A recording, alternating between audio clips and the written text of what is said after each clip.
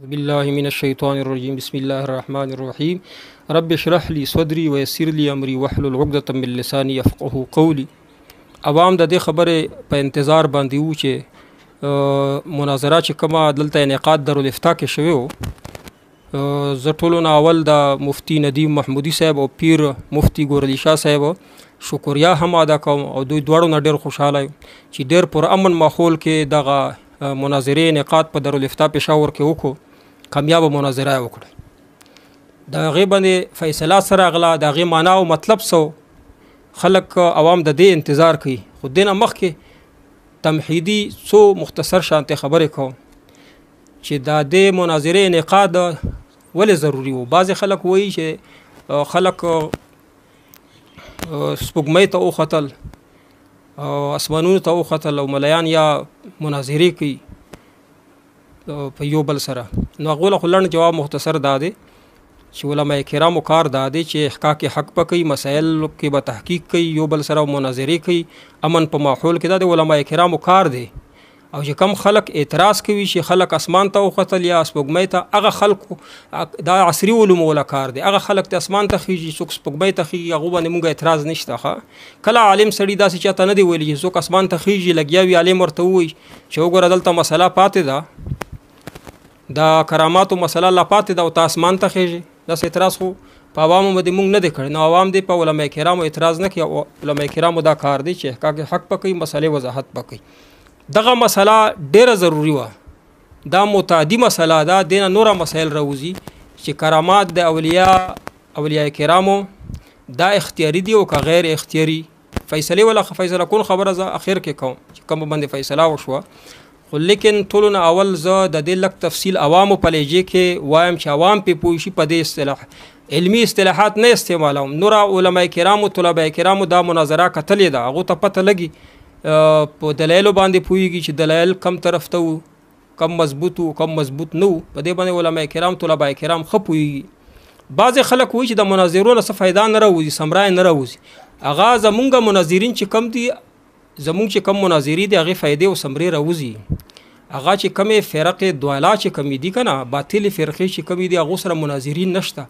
هغو په خپل جماعت کې مشاغبین چې کم دي پیدا کړي، مشاغبه کوي، په سفسطي قیاساتو باندې مغالطې او مشاغبې کوي. مشاغبین یې پیدا کړي، مناظرین یې پیدا کړي، نو د هغې نه څه فایده نه راوځي. فرقې دوالا چې څومره دي، هغو څومره مناظرین چې 2 غنټې 3 غنټې خبرې وکړي، نو وروستو بیا دی خپله نه پوهېږي چې ما څه وویل، عوام به پرې څه پوه شي. نو زه په عوامو اصطلاح کې تاسو ته عوامي اصطلاح کې وایم چې مسله داسې وه چې مخکې کم مبتدعین چې کم دي، بریلیان چې کم دي، هغو دغه دعوا وه. یو کتاب یې ولیکه نور هدایت په نوم باندې چې کرامات د اولیاء کرامو دا اختیاري دي، هر وخت چې څه وغواړي خرق عادت دوی صادرولی شي. نو دغه دوا باندې بیا شیخ صفدر رحمت الله علیه په هغې په جواب کې یو کتاب ولیکه چې راه هدایت په نوم باندې، دا د بریلیانو مبتدیینو په جواب کې لیکلی دی. هغو دغه دوا کوله ټولو نه اول. نو صفدر صاحب په هغې باندې جواب ولیکه راه هدایت. هغې له جواب ورکړه چې دا کرامات اختیاري او که غیر اختیاري دي، په دې کتاب کې راغلي دي. په اخر کې دا خبره کوم ښه که مونږ مبتدیینو سره دا خبره ومنله، کله ټولو نه اول دا وایم چې بعضې خلک نسبت کوي، غلط الزام لګوي مونږ علماء کرامو کې چې لوی لوی علماء کرام دي، لکه پیر ګورعلي شاه صاحب دی، محققین عالمان دي او تصوف علماء کرام دي، خلک پسې روان دي، په هغې باندې دا الزامات لګوي چې دا صیفي دی، مبتدع دی. نو د دې جواب پیر صاحب په خپله کړی دی، آن ریکارډ او آف ریکارډ یې کړی دی چې ما صیفیانو ته په 1993 کې د دوی عقایدو ته ګمراه ویل چې دا ګمراه دي، بېلارې دي. نو هغه خبره خو واضحه شوه، د غلط الزامات دي. نو پیر صاحب چې کوم دی علماء دیوبند سرخیل دی، د علماء دیوبند مینار دی، لوړ مینار دی پیر صاحب. دغه خبره غلط دی. دا مبتدیینو سره که دا مسله مونږ ومنو چې کرامات اختیاري دي، اولیاء کرام هر کله چې یا کله نه کله چې وغواړي په خپله اختیار سره صادرولی شي، نو دا متعدی مسله ده د مبتدیینو نورو مخترق المسله شوه. یا دوی وایي چې د لرې نه نبي علیه صلات وسلام یا اولیاء کرامو ته د لرې نه آواز وکړي اوري هم زمونږ امداد هم کوي وایي کرامتن یا معجزتن.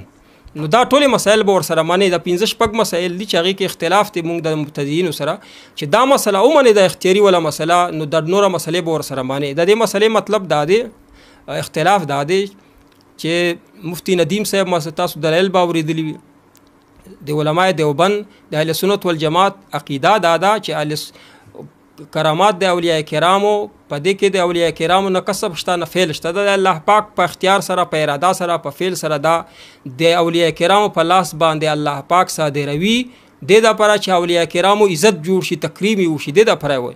نور اولیاء کرامو په دې کې هیڅ قسم کسب ته او غته دخل پکې نشته ده او کدا کومه معنا چې پکې راغلي په کتابونو کې راغلي چې به اختیاري و طلبي د اختیار معنا چې د عربی لفظ دی.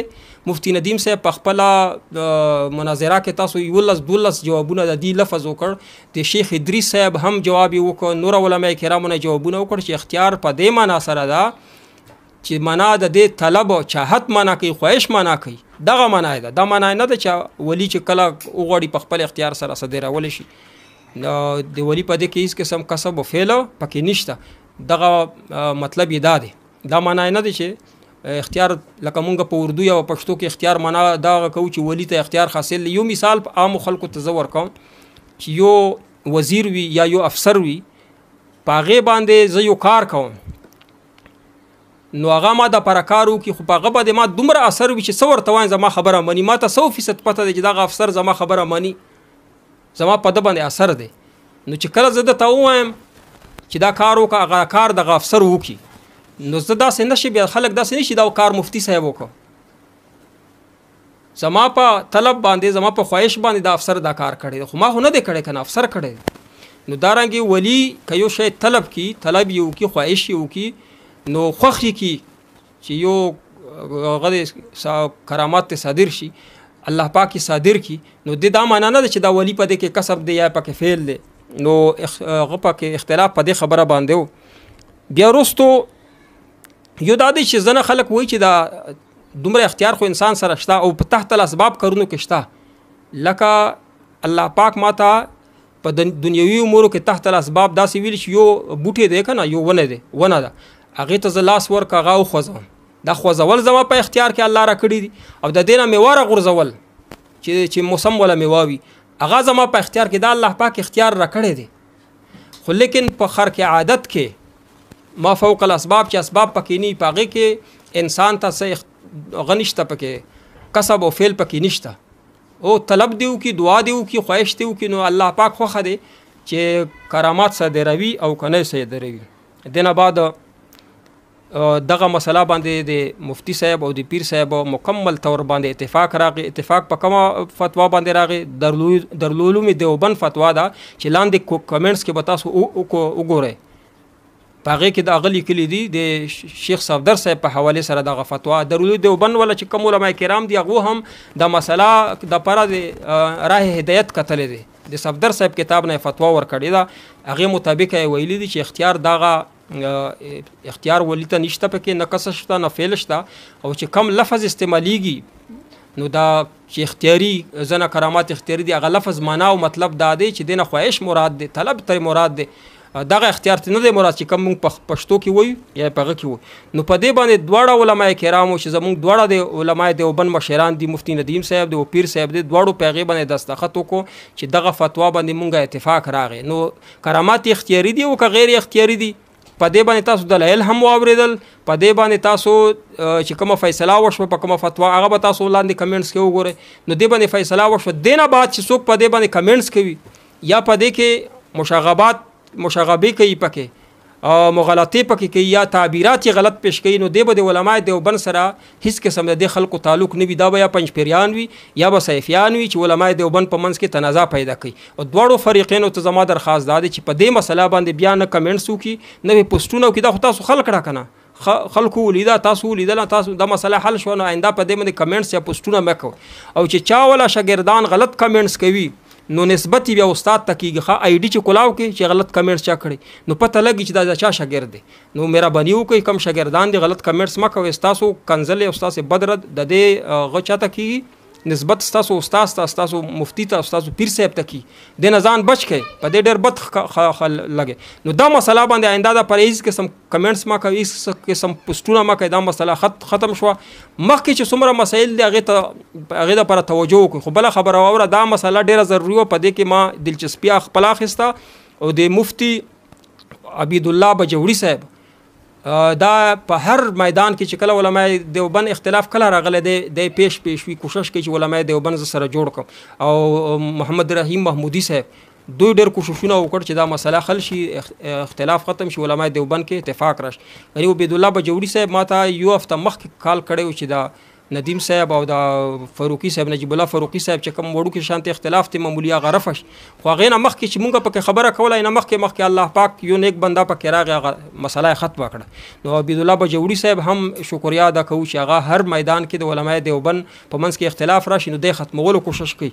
نو کم خلکو چې د دې اختلاف ختمولو کوشش کړي دي او کم فریقین دي او دلته په رامن طریقې سره زما دارالافتا کې مناظره وکړه د ټولو ز شکریا ادا کوم. الله پاک ته ټولو ته اجر ورکړي. الله پاک ته زمونږ صحیح اهل سنت والجماعت دیوبند عقیده نصیب کی. بیا په اخر کې وایم چې دې باندې بیا څوک کمنټس نه وکي نه بده پوسټونه وکي باندې باندې فیصله وشوه ما عوامل هجا کې تاسو ته بیان وکړ او علماء کرام طلباء کرام په پوی د نو هیڅ قسم په دې باندې بیا اختلاف پکې پاتې نشو. کمنټس کې صرف قتل شي دغه فتوا څنګه ده نور په دې باندې ان شاء الله الحمدلله فیصله وشوه. په اخر کې بیا وایم چې پیر صاحب زمونږ علماء دیوبند مشر دی محقق دی عالم دی او په دې خبره سره چې کم فریق وای چې زما خپل خبره نه مثلا چا رجوع کړه نو پر رجوع سره سړی علم نه کمیږي علم زیاتیږي. امام ابو حنیفه رحمت الله علیه کتابونو کې ډېر ځای کې رجوع راغلی څومره لوی عالم امام دی. رجوع چې کوي دا د لوی علم د تحقیق د علم د تقوا علامات دي. نو که په دې کې هیڅ قسم دا کومنټس مکوئ چې فلان کی رجوع کړو فلان کی نه وکړه بس مسله ختمه شوه.